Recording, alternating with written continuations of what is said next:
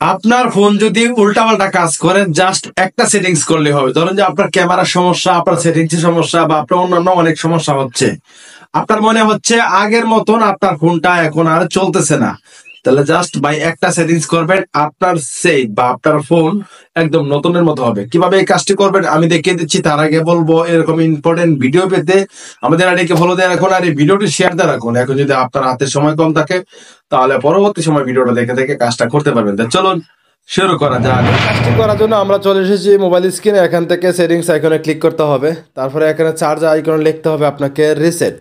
ঠিক আছে, আপনি রেজিস্টার মারবেন না, শুধু রিসেট দিবেন। আমি দেখাচ্ছি, রিসেট অল সেটিংস দেখতে পাচ্ছেন, এখানে লেখা রয়েছে রিসেট অল সেটিংস।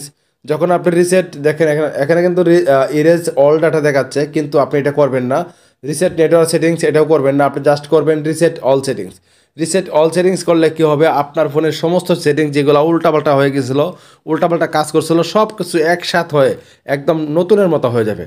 আশা করি বুঝতে পারছেন। এখান থেকে জাস্ট ক্লিক করবেন, দেওয়ার পর এখানে দেখতে পাচ্ছেন রিসেট অল সেটিংসে ক্লিক করলেই আপনার ফোনটা একদম নতুনের মতো হয়ে যাবে। আশা করি বুঝতে পারছেন। That's it.